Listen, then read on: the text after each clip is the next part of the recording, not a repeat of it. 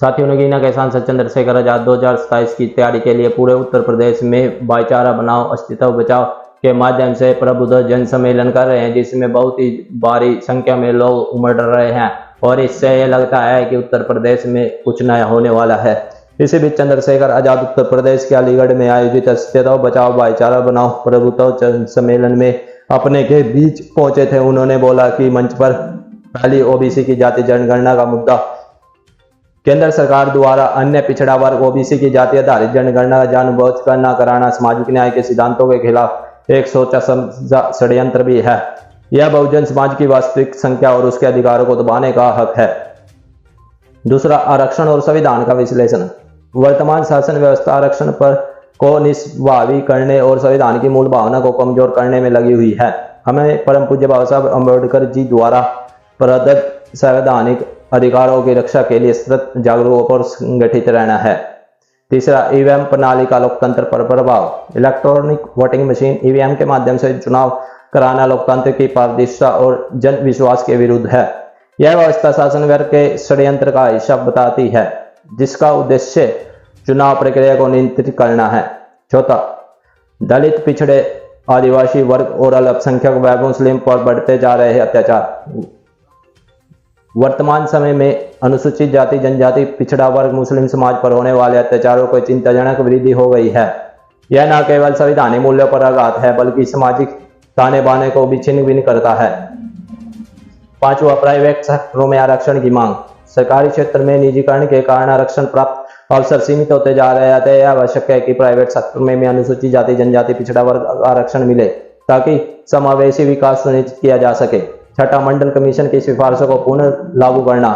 मंडल commission ने सामाजिक न्याय के स्थापित करने वाले जिन सिफारिशों को प्रस्तुत किया था, उन्हें पूर्ण रूप से लागू किया जाए, जो समय की मांग है। आप भी देखें, चंद्रशेखर आजाद ने अलीगढ़ में दिया बहुत ही जोरदार भाषण, जिससे कि वहां पर उमड़ी भीड़, और चंद्रशेखर आजाद ने रोहिणी गावरी को भी एक बहुत ही बड़ा मैसेज दिया है। इस वीडियो में आप देख पाएंगे। साथियों, अस्तित्व बचाओ, भाईचारा बनाओ प्रबुद्ध जन सम्मेलन में मुझे आपके बीच आने का मौका मिला। आज एक तरफ मुहर्रम का त्योहार है और दूसरी तरफ इस त्योहार के बीच में भी पार्टी अपने संकल्प पे डटी हुई है। पार्टी के लोगों ने जिस तरह से मेहनत की है, उन्होंने अपने मन में ये संकल्प बनाया है कि हमें त्योहार हो, परेशानियां हो, तमाम तरह की समस्याएं हो या कोई भी स्थिति बन जाए, हमें अपने काम को नहीं छोड़ना है, हमें अपने काम को और तेजी लानी है, क्योंकि समय अब कम रह गया है। मैं इसके लिए पार्टी के तमाम नेताओं का बहुत बहुत धन्यवाद करता हूं जो इस मंच पर उपस्थित हैं और पार्टी के समर्थन में आए। इस पढ़े लिखे बुद्धिजीवी समाज का भी बहुत बहुत धन्यवाद करता हूं जो मेरे सामने उपस्थित हैं। प्यारे साथियों, मैं अपनी बात को शुरू करने से पहले इस बहुजन समाज में जन्मे सभी संतों, गुरुओं और महान पुरुषों को नमन करता हूं। नमन करने के काम पीछे जो मेरा उद्देश्य है वो मात्र इतना है कि इन महापुरुषों को जब हम पढ़ते हैं, उनके जीवन के संघर्ष को देखते हैं, तो हमें एहसास होता है कि वो अपने लिए नहीं जिए, अपितु पूरा जीवन इस हक वंचित समाज को जगाने, समझाने और इनको इनके पैरों पे खड़ा करने के लिए संघर्ष करने में उन्होंने लगाया है। कोई एक भी महापुरुष ऐसा नहीं है जिसने अपने और अपने बच्चे, अपने परिवार की परवाह की हो। हम पे बहुत सारे उदाहरण, मैं जब नाम लूंगा तो उनके बारे में आपको जरूर बताऊंगा। सम्मानित साथियों, मैं भगवान बुद्ध से अगर शुरू करूंगा या फिर जगत गुरु सतगुरु रैदास जी से या गुरु कबीर जी से या गुरु नानक जी से या गुरु वाल्मीकि जी से या संत गाडगे जी महाराज से या नारायण गुरु से, इन सबके जीवन को आप पढ़ोगे तो आपको एहसास होगा कि समाज में जो भ्रांतियां हैं, समाज में जो अंधविश्वास, पाखंडवाद है, समाज में जो ऊंच नीच की भावना है, समाज में जो अधिकारों पर डाका डला है, इन्होंने विचारों के जरिए ही समाज को तैयार करने का काम किया और एक वैचारिक क्रांति जो है पिछले हजारों साल से इस देश में चल रही है, उसी क्रांति का परिणाम है कि आज भारत में संविधान को लागू कराकर बहुत सारे लोगों के जीवन में बहुत बड़ा बदलाव लाने का काम महापुरुषों के संघर्ष से हुआ है। इसी की वजह से मैं हूँ, इसी की वजह से आप हैं और इसी की वजह से मंच पर बैठ के हमें स्वाभिमान सम्मान से अपनी बात को रखने का मौका मिल रहा है। इसलिए महापुरुषों को नमन करना जरूरी है। मैं राजपिता ज्योतिबा फूले को, माँ सावित्रीबाई फूले को, माँ फातिमा शेख को, माँ अवंतिका बाई लोधी को, माँ झलकारी बाई गौरी को, मैं माँ वीरांगना फूलन देवी जी को नमन करता हूँ। हमारे बीच में बहन कमलेश यादव जी भी हैं जो मूल निवासी संगठन को चलाती हैं। मैं उनका यहाँ पहुँचने में बहुत बहुत धन्यवाद करता हूँ कि मातृशक्ति भी अपने काम में डटी हुई है। साथ साथ उन्होंने आर्थिक मदद भी की है अपनी मेहनत की कमाई से। इसके लिए मैं उनका विशेष धन्यवाद करता हूँ कि ऐसी दिल्ली होती है बहनें जो अपनी मेहनत की कमाई को समाज के लिए योगदान देती है, मूवमेंट के लिए योगदान देती है। प्यारे साथियों, मैं छत्रपति साहू जी महाराज को, जिन्होंने आरक्षण का फॉर्मूला 1902 में इस देश को देने का काम किया, 50% आरक्षण पिछड़े वर्ग के लोगों को देने का काम किया। मैं याद कर रहा हूँ महिलाओं के मुक्तिदाता विश्व डॉक्टर बाबा साहब अम्बेडकर को, जिन्होंने भारत को दुनिया का सबसे सुंदर संविधान देके जो जानवरों के जीवन जीने के लिए मजबूर किया था, उस जानवरों के जीवन यानी कि हजारों साल की गुलामी की बेड़ियों को काटकर इंसानों जैसा जीवन जिलाने का काम किया, हमारी लाचारी को खत्म करने का काम किया। ऐसे बाबा साहब अम्बेडकर को याद करता हूँ। मैं याद करता हूँ महात्मा रामसु वर्मा जी को, ईवी पेरियार रामानायकर स्वामी को, पेरियार लाल यादव को, बाबू जगदेव प्रसाद कुशवाहा को, जननायक कपूरी ठाकुर को। मैं याद करता हूँ चौधरी महाराज सिंह भारती को। मैं याद करता हूँ संत राम जी प्रजापति जी, परमानंद लोधी जी को। मैं याद करता हूँ उदादेव पासी जी को। मैं याद करता हूँ लाखन पासी जी। मैं याद करता हूँ मान्यवर दीना भाना वाल्मीकि जी को। मैं याद करता हूँ बाबू शिवदयाल चौरसिया जी को। और मैं याद करता हूँ मेरे राजनीतिक गुरु मान्यवर साहब श्री काशीराम जी को, जिन्होंने इस सोए हुए समाज को जगाने के लिए अपना पूरा जीवन जो है समर्पित कर दिया। प्यारे साथियों, बाबा साहब अम्बेडकर ने अपने 4 बच्चे कुर्बान किए किसके लिए? राजकाज और सुख सुविधा को त्यागा किसके लिए? मैं आज याद करूंगा जिनकी पुण्यतिथि है बाबू जगजीवन राम जी को, उनका भी समाज में एक बहुत बड़ा योगदान है। उन्होंने भी जो है जब वो सत्ता में थे तो सरकारी नौकरियों में SC/BC के लोगों को बहुत बड़े पैमाने पर ले जाकर और इनको मुख्य धारा से जोड़ने का काम किया। जिनकी पुण्यतिथि है मैं उनको भी याद करता हूँ। और आज क्योंकि मुहर्रम का 10वां दिन है, आज हजरत इमाम हुसैन की शहादत का दिन भी है। आज के दिन में उनको भी याद करता हूँ, क्योंकि आप याद कीजिए कि हजरत इमाम हुसैन से हमें सीखना चाहिए।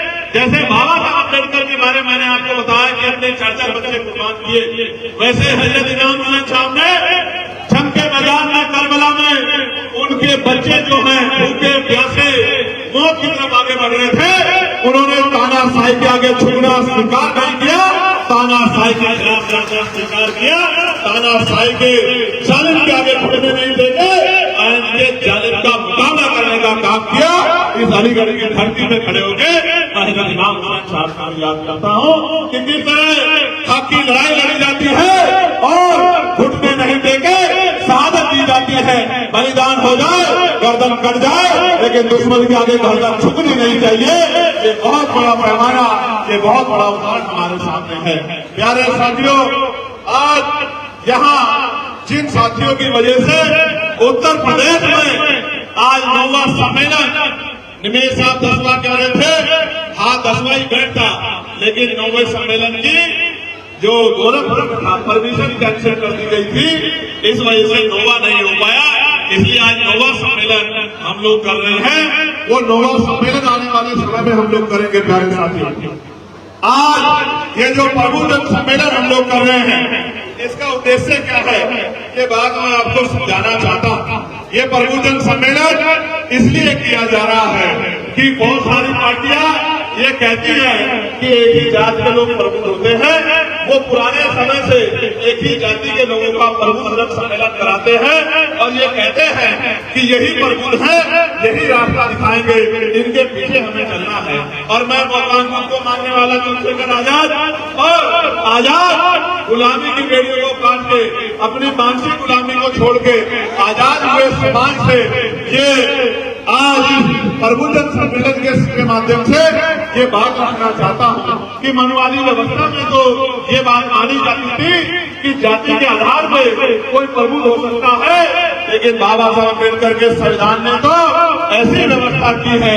प्रबुद्ध का मतलब है जो समाज का नेतृत्व करता है, समाज को राह दिखाता है, जो डॉक्टर है, जो इंजीनियर है, जो वकील है, जो जज है, जो पटवारी है, जो सेक्रेटरी है, जो IAS है, जो IPS है, जो समाज में लेखक है, जो पत्रकार है। मैं बड़ी जिम्मेदारी से कह रहा हूँ कि भारतीय संविधान के कारण आज वंचित समाज में भी प्रबुद्धन समाज पैदा हो गया है, प्रबुद्धन लोग पैदा हो गए हैं। आज हमारे वकील भी है, आज हमारे डॉक्टर भी है, आज हमारे इंजीनियर भी है, आज हमारे पास जज भी है, आज CEO भी हमारे पास है, SHO भी हमारे पास है, इंस्पेक्टर भी हमारे पास है, IAS IPS भी हमारे पास है, ADM भी हमारे पास है, प्रमुख सचिव भी हमारे पास है।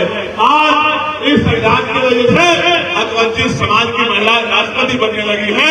आज इस संविधान की वजह से महिलाएं प्रधानमंत्री बनने लगी है। आज इस संविधान की वजह से महिलाएं मुख्यमंत्री बनने लगी हैं। राज्यपाल उत्तर प्रदेश में महिला है। अगर इसका श्रेय किसी को जाता है तो वो डॉक्टर बाबा साहब अम्बेडकर को जाता है। हमें दोनों हाथ उठा के बाबा साहब अम्बेडकर का धन्यवाद देना है।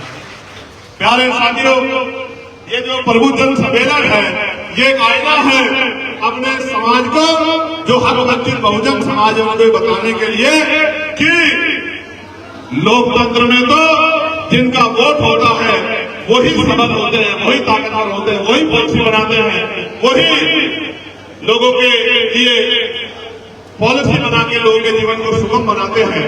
राजतंत्र में तो ये अधिकार राज परिवारों के पास सुनिश्चित था, लेकिन बाबा साहब अम्बेडकर ने जब वोट का अधिकार दिलाया तो ये बात सुनिश्चित कर दी कि आज मैंने रानी का पेट देख दिया है, आज के बाद राजा आपकी वोट से तैयार होगा, बैलेट बॉक्स से तैयार होगा, आपकी उंगली में इतनी ताकत देती है, जिसे चाहे पुलिस में बिठा दो और जिसे चाहे जमीन पर पटक दो।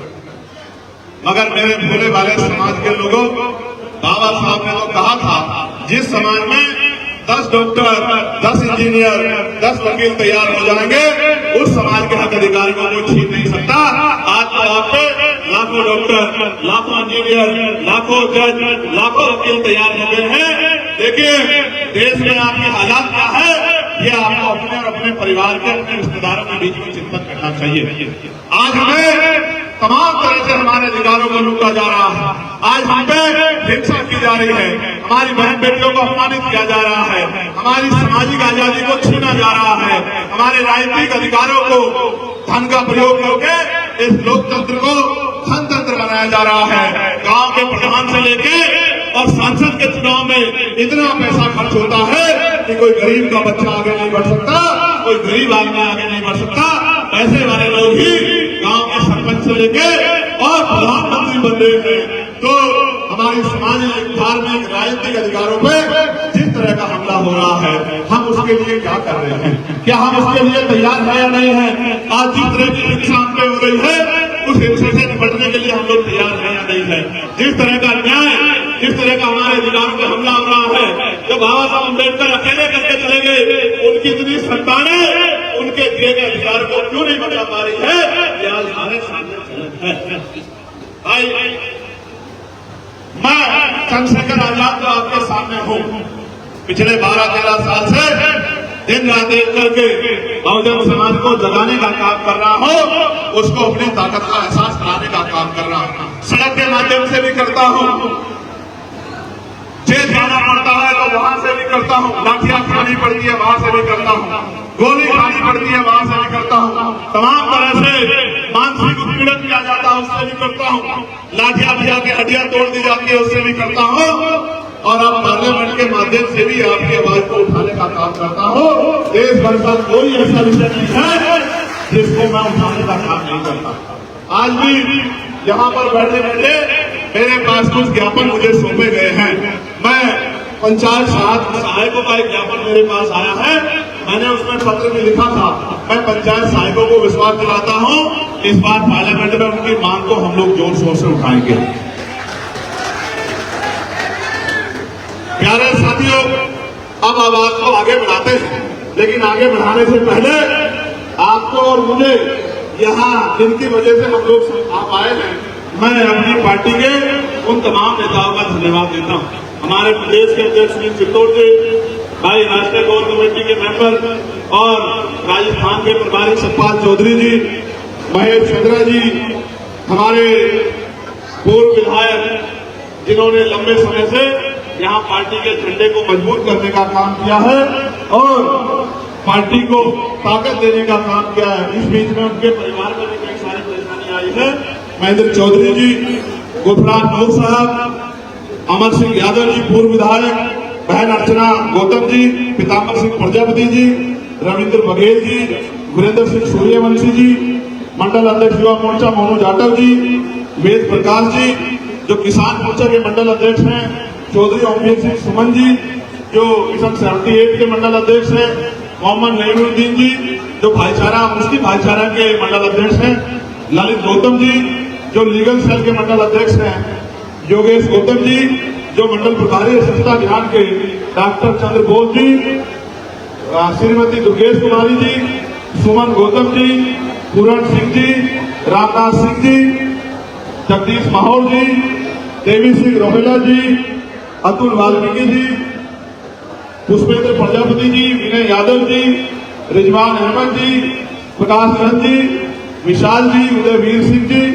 चंद्रप्रकाश मौर्य जी, जावेद खान जी, रोहित कुमार जी, डॉक्टर शिव सिंह जी, गजेंद्र बघेल जी, जितेंद्र टाइगर जी, बच्चू सिंह दरोगा जी, सुनील कुमार सूर्यवंशी जी और तमाम लोग साथी जिनमें हमारे वरिष्ठ पत्रकार संजीव जी जो यहाँ चल के आए हैं और भाई गुरुचरण सिंह जी पूर्व रिटायर्ड इंस्पेक्टर, तमाम साथी मैं इनका धन्यवाद करता हूँ क्योंकि इन्हीं की वजह से मुझे आपके बीच में पहुंचने का मौका मिला। प्यारे साथियों, मैं आपका भी धन्यवाद करता हूँ कि आपने इस गर्मी में, मैं तो समझ रहा हूँ ना, मेरे हाल देखो, पसीना निकल रहा है पूरा और बार बार चीजों को संभालने की कोशिश कर रहा हूँ, लेकिन आप देखो आप पे तो कूलर भी नहीं है, यहाँ तो मेरे पीछे कूलर लगा हुआ है, लेकिन आप तो इतनी गर्मी में बैठे हैं, मैं आपका भी बहुत बहुत धन्यवाद करता हूँ।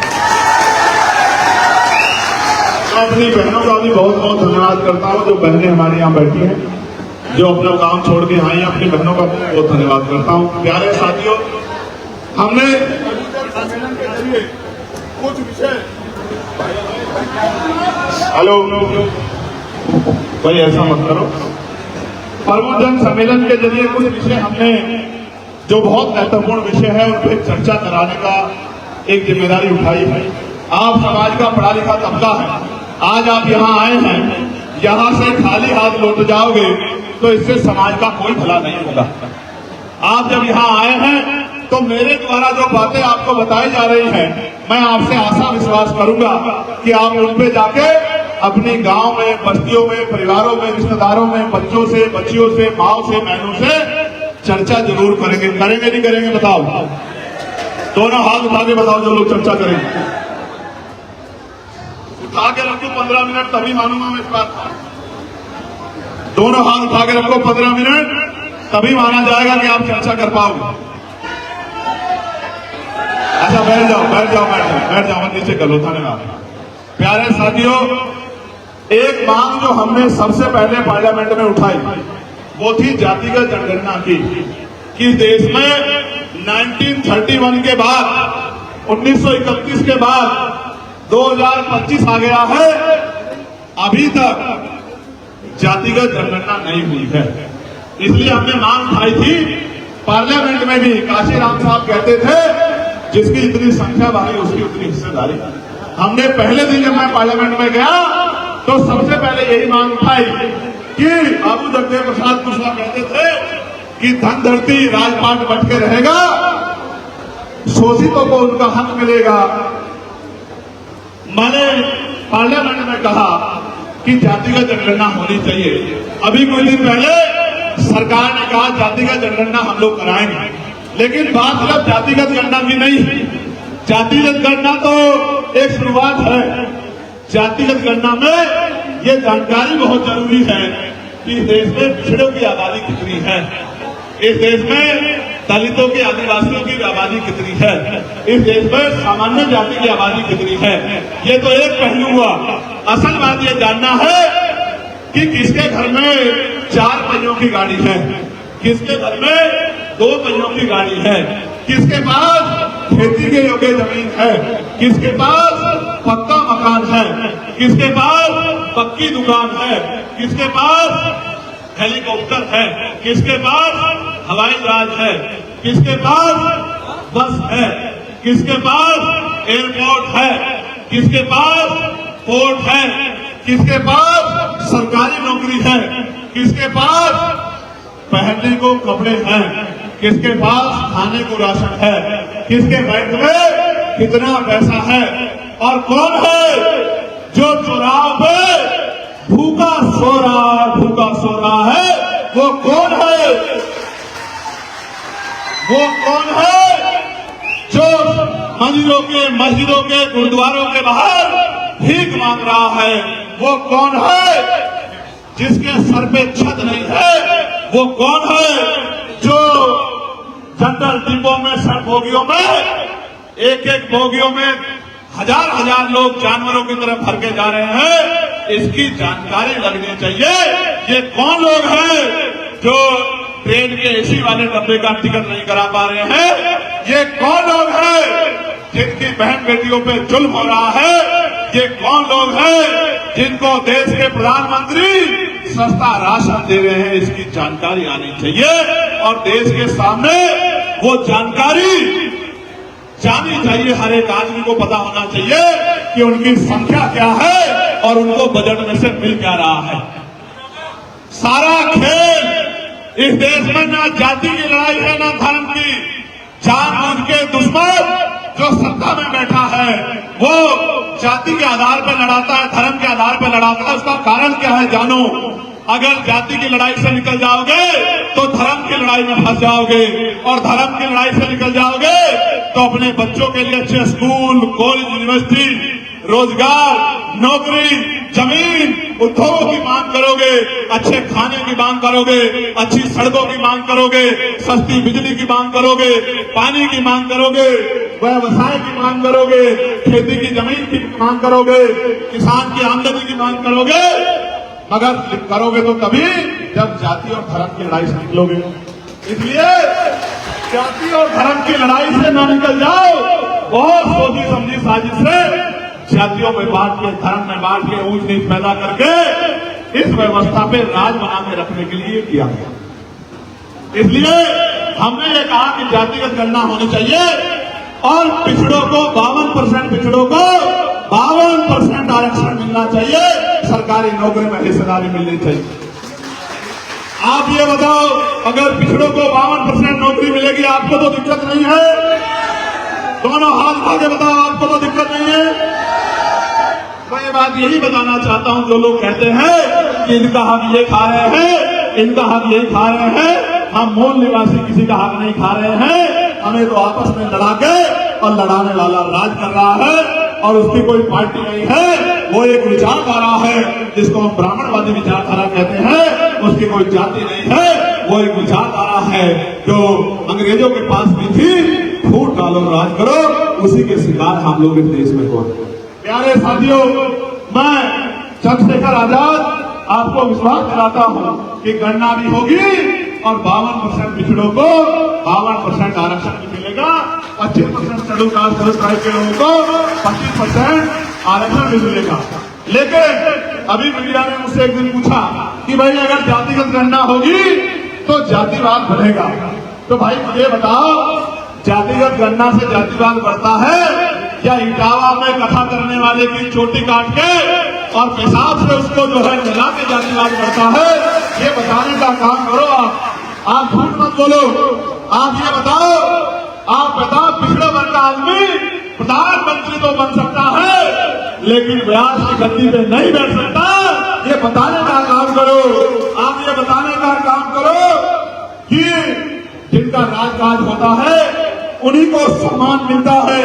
आप ये बताओ कि पिछड़ों को 27% आरक्षण क्यों दिया और 27 में से भी मध्य प्रदेश हो, अन्य स्टेट को 15% भी नहीं देते, वो मांग ना ले। इसलिए कहते हैं कि हिंदू हिंदू भाई भाई, चुनाव के समय और चुनाव के बाद जब इन दलित पिछड़ों पर जुल्म होता है तो फिर आराम से चैन से पढ़ के सोते हो और ये कहते हो कि इसलिए तो इनको लड़ा के रखना है कि ये लोग लड़ते रहे, हम लोग राज करते रहे। आप ये बताओ, मैं नहीं बताऊंगा, आप लोग जवाब दो। दलित पिछड़ों के आरक्षण का विरोध मुसलमान करता है क्या? जोर से बताओ, मुसलमान करता है क्या?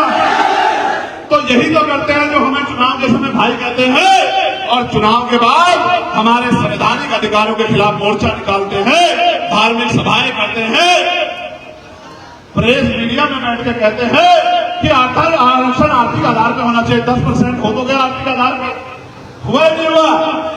हुआ नहीं हुआ? यही तो नाराजगी उन नेताओं से है। वो किसी पार्टी के हों, संविधान पे सबसे बड़ा हमला था आर्थिक आधार पे आरक्षण, क्योंकि बाबा साहब अम्बेडकर के संविधान में आर्थिक आधार पे आरक्षण का कोई प्रावधान नहीं था। हमारे निकटतम नेताओं ने अपने वोट के फायदे के लिए बाबा साहब अम्बेडकर के संविधान में इतना बड़ा हमला अपनी आंखों के सामने सहा। अगर चंद्रशेखर आजाद पार्लियामेंट में होता उसी दिन या तो पार्लियामेंट के पद से, उस सांसद के पद से इस्तीफा दे देता या फिर अपने आप को इतना मजबूत जो है उस आंदोलन के जरिए करता कि सरकार को इस बिल से पीछे हटना पड़ता और इस बिल को वापस लेना। आपने कभी सुना नहीं होगा 3 दिन के अंदर आर्थिक आधार का आरक्षण कानून बन गया और सब लोगों ने दोनों हाथ उठा के विरोध किया। चंद वोटों के लिए अपने बेस वोट को, अपने लोगों को, उनके अधिकारों को, उनके बच्चों के अधिकारों को कुचलने का काम किया।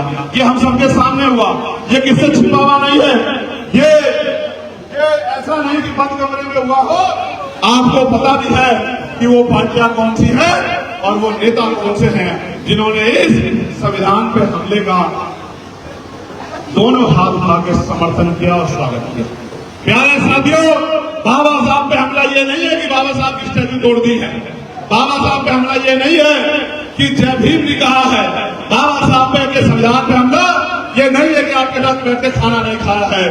बाबा साहब के संविधान पे हमला ये भी है कि बाबा साहब ने जो अधिकार आपको दिए हैं उन अधिकारों को निजीकरण करके पूरी सरकारी नौकरियों को समाप्त किया जा रहा है। और आप सरकारी नौकरी की ताकत समझते हैं।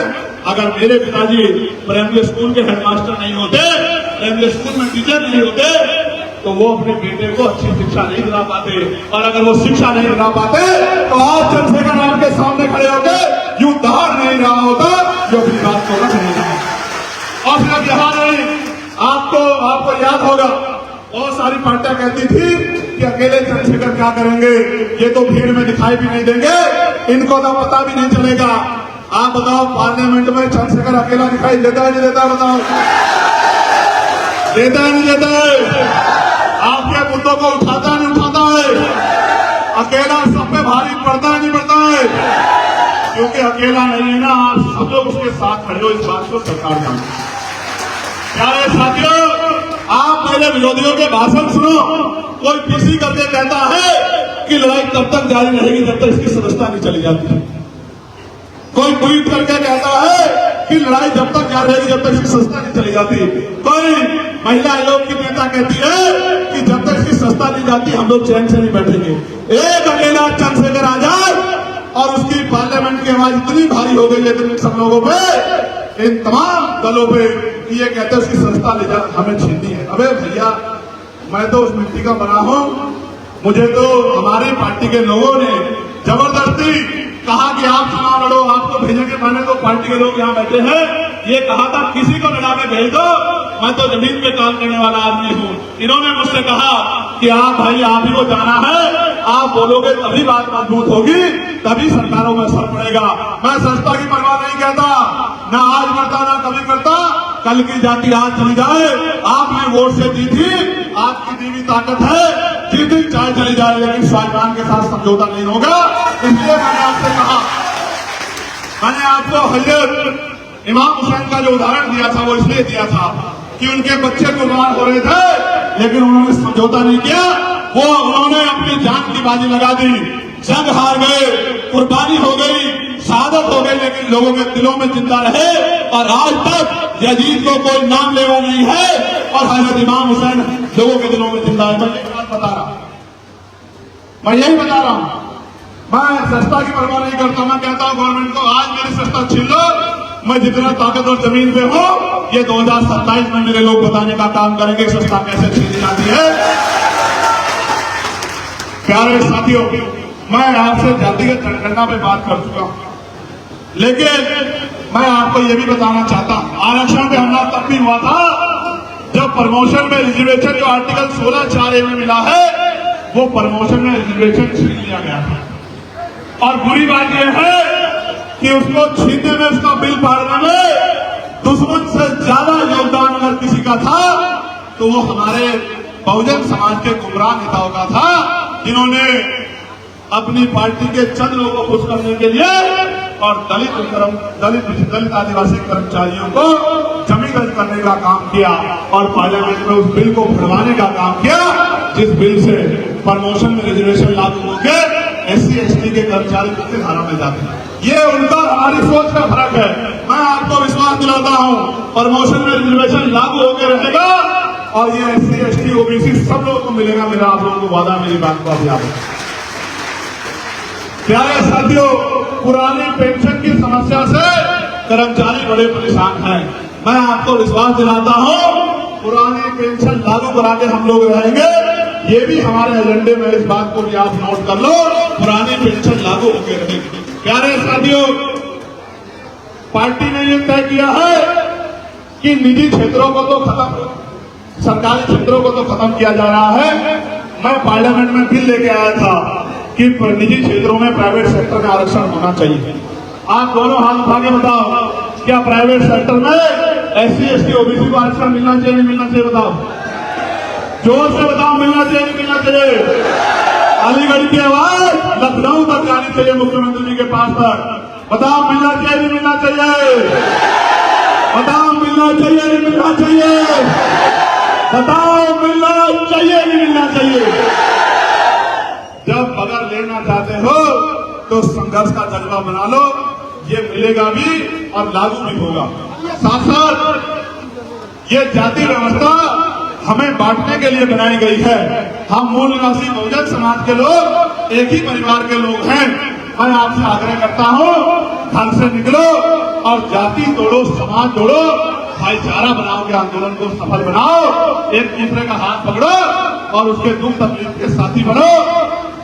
और जब ये जाति को कोई खतरा नहीं रहेगा, मेरी बात को आप लोग याद रखना, क्योंकि लोकतंत्र में जिनका वोट होता है उनका राज होता है और जिनका राज होता है उन्हीं के लोगों के हाथ भरे होते हैं और जिनका राज कायम देता है उनके हाथ ऐसे मांगने वाले होते हैं।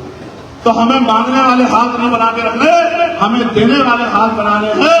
हमें इन हाथों को इतना मजबूत बनाना है लोकतांत्रिक व्यवस्था से कि हम देने वाले हाथ बने और गरीबों के आंसू पूछने का काम करें। प्यारे साथियों, एक और बात हमने अपने प्रबुद्ध जन सम्मेलन के जरिए रखी, मैं इसमें आपके विचार भी जानना चाहता हूं।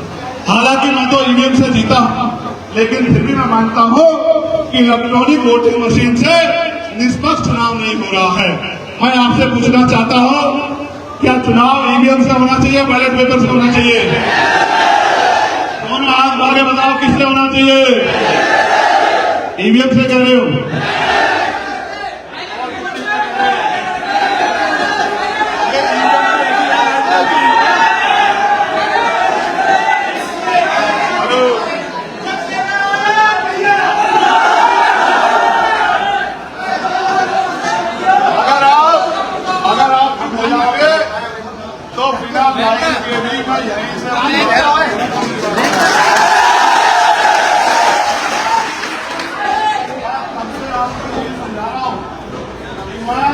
लाइफ के भी अपनी बात को रख सकता हूं अगर आप मेरी बात से पहले यही समझा रहा हूं आपको। इसीलिए नाराजगी जाहिर कर रहा था। आपसे कह रहा हूं, एक बार मेरी बात पे, महापुरुषों के मिशन पे एक बार पहरा देके देखो। अगर आपकी तरफ किसी गरीब की तरफ कोई हाथ उठा दे तो तब मेरा हाथ पकड़ के कहना कि भाई आप झूठ बोल रहे हैं।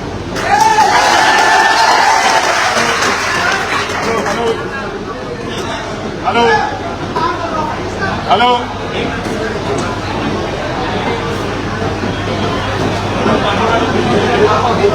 हेलो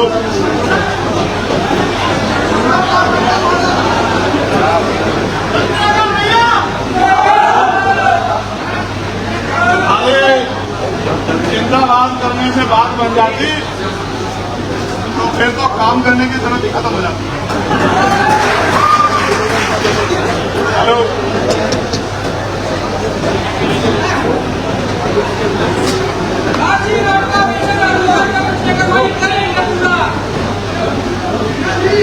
और आप लोग क्या करोगे?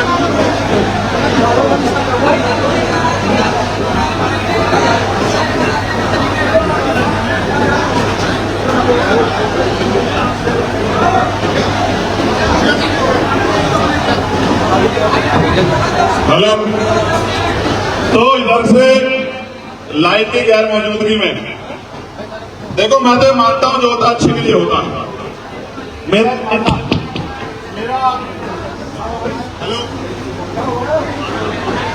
हेलो मेरा कुदरत में बड़ा भरोसा है। मेरा कुदरत में, प्रकृति में बड़ा भरोसा है। इसलिए मैं मानता हूं जो होता है अच्छे के लिए होता है। घबराना नहीं चाहिए, क्योंकि जब आप बड़े लक्ष्य की तरफ निकलते हैं तो कठिनाइयां आपके रास्ते में आती हैं। कुदरत आपकी परीक्षा जरूर लेती है, उस परीक्षा में धैर्य रखना चाहिए। तो मैं आपसे पूछ रहा था, ये भी मशीन है जिस पर मैं बात रख रहा हूं, और वो जो वोट पड़ती है वो भी मशीन है। तो बताओ, चुनाव ईवीएम से होना चाहिए बैलेट पेपर से? ईवीएम कह रहे हो क्या? जब मैं ईवीएम कहूंगा आप हाथ उठाना तो मैं मानूंगा आप ईवीएम का समर्थन कर रहे हैं, और जब मैं बैलेट पेपर कहूंगा आप हाथ उठाओगे तो मैं मानूंगा बैलेट पेपर का समर्थन कर। ठीक है? तो आप चुनाव बैलेट पेपर से चाहते हैं क्या? नीचे करो। तो भाई ईवीएम पे पूछने का तो मतलब ही खत्म हो गया। जब आप बैलेट पेपर से चाहते तो ईवीएम की तो बात ही खत्म होगी ना। तो ठीक है, हम ये चाहते हैं कि बैलेट पेपर से चुनाव होना चाहिए, जिससे चुनाव में जो वोटों की लूट हो रही है वो ना हो। लेकिन एक उधर से नौजवान ने नारा लगाया, चंद्रशेखर भैया जिंदाबाद, तो सिर्फ जिंदाबाद से काम नहीं चलेगा मेरे भाई। अगर जिंदाबाद के नारे से बिना काम किए हमारा जीवन बदल जाता तो बाबा साहब अम्बेडकर को अपने 4-4 बच्चों की कुर्बानी नहीं देनी पड़ी। इधर से नारा आया, काशीराम साहब का मिशन अधूरा और चंद्रशेखर भाई करेंगे पूरा। और मैंने पूछा भाई आप लोग क्या करोगे? तो कह रहे जी, फिर थोड़ी देर रुक के कह रहे कि भाई हम आपका साथ देंगे। तो भाई अगर आप मेरा साथ दे दोगे तो 27 में आपकी कलम को लखनऊ पहुंचा दूंगा, 5 कालिदास मार्ग में। मेरी बात को याद रखना। और जब आपकी कलम 5 कालिदास लखनऊ में होगी तो आप ये देखना कि आपके बच्चे बेरोजगार नहीं घूमेंगे, और जाति धर्म के नाम पर आपके साथ गैर बराबरी नहीं होगी, कोई जुल्म जाति नहीं होगी, बल्कि खुशहाली आपके घरों तक पहुंचेगी। आपकी आंख में आंसू नहीं आएंगे, और अगर आएंगे तो वो खुशी के होंगे, गम के नहीं होंगे। मेरा वादा आप लोगों को। प्यारे साथियों, यहां अलीगढ़ में मैं पहले भी आया था। आपको याद होगा अलीगढ़ में जब आया था, जब एक बच्चे को मार दिया गया था, उसका परिवार धरने में बैठा था, और तब मैं सांसद बना था, बहुत लोग जुटे थे। तब जाके उस परिवार की कुछ मांगों को पुलिस ने मांगा था। फिर मैं उसके बाद भी एक बार आया था, जब यहां मॉब लिंचिंग हुई थी, और मॉब लिंचिंग करने वालों पे ही, उन मुस्लिम बच्चों पे ही मुकदमा दर्ज कर दिया गया था, जिनके परिवार के व्यक्ति को पीट के मार दिया। फिर मैं यहां तिबारा भी आया था, जब हमारे पार्टी के नेताओं पे, उनके परिवार पे झूठे मुकदमे में लगे और तथाकथित गोरक्षकों ने 4 मुस्लिम नौजवानों को पीट पीट के अधमरा करके और मरावा समझ के जो छोड़कर चले गए थे और अस्पताल में वो जिंदगी मौत के बीच लग रहे थे। तब मैं आया था, उनके ऊपर आरोप लगा के मुकदमा भी कर दिया झूठा कि भाई ये तो प्रतिबंधित मांस ले जा रहे थे। बाद में जब रिपोर्ट आई फॉरेंसिक लैब की तो माना गया कि वो प्रतिबंधित मांस नहीं था, वो जो यही लोग फैक्ट्री लगा के सरकार के लोग मांस बिकवा रहे हैं वो वही मांस था, यानी कि वो लीगल काम कर रहे थे। लेकिन फिर भी उनके खिलाफ झूठा मुकदमा यहाँ के नेताओं के दबाव में कर दिया। प्यारे साथियों, मैं जाने से नहीं डरता, मैं तो अपने जीवन का एक एक सेकंड लगा दूंगा। सड़क में रहूं, पार्लियामेंट में रहूं, घर में रहूं, जेल में रहूं, कहीं चला जाऊं। जिस दिन गोली लगी थी उस दिन ये तय कर लिया था कि ये जो जीवन मिला है दोबारा से एक एक कण, एक एक खून का के कतरा इन बहुजन समाज के महापुरुषों के आंदोलन को कामयाब करने के लिए लगा देना, करना नहीं करना। प्यारे साथियों, आज मोहर्रम का त्योहार मन रहा है। अभी कुछ दिनों तक गुरुद्वारों के बाहर, चाहे पुलिस लाइन हो, बैकुंठ नगर हो, जमालपुर हो, गौरी नगर हो, कोई गुरुद्वारा ऐसा नहीं था जिसके बाहर पानी ना भरा हो, सड़कें टूटी ना हो। आप देखो, फिर जहां सिख नौजवानों को, पगड़ी पहने हुए नौजवानों को, कड़ा पहने नौजवानों को रोक के उनके चलान काटे जाते हैं, उनकी धार्मिक आस्था का अपमान किया जाता है। अभी कावड़ का त्योहार आ गया है, बहुत सारे लोगों की आस्था कावड़ में है, तो कावड़ के लिए फूल बरसाए जाएंगे, सड़कें ठीक कराई जाएंगी, होनी चाहिए। किसी की भी धार्मिक आस्था का अपमान नहीं होना चाहिए, मैं इस बात से सहमत हूं। लेकिन आज मोहर्रम का जुलूस निकल रहा है, तो आज सड़कें ठीक क्यों नहीं कराई, इस बात का जवाब भी सरकार को देना चाहिए। क्या ये जो पैसा बजट का इकट्ठा होता है, इस पैसे में और किसी का हक है या नहीं है, इस बात का जवाब भी देना चाहिए। सम्मानित साथियों, आपको याद होगा बाबा साहब अम्बेडकर की जयंती में छुट्टी नहीं रखती थी सरकार, पार्लियामेंट में लड़ लड़ के इस बार बाबा साहब अम्बेडकर की जयंती में छुट्टी कराने का काम कर सके ना जानने की।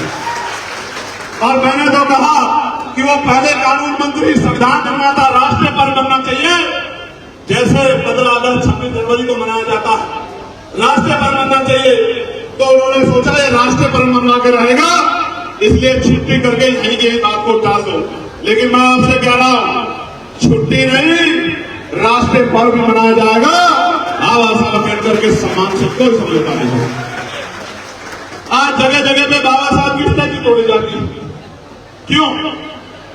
इसका कारण एकमात्र ये है कि बाबा साहब अम्बेडकर बहुजन समाज से आते थे और उन्होंने बहुजन समाज के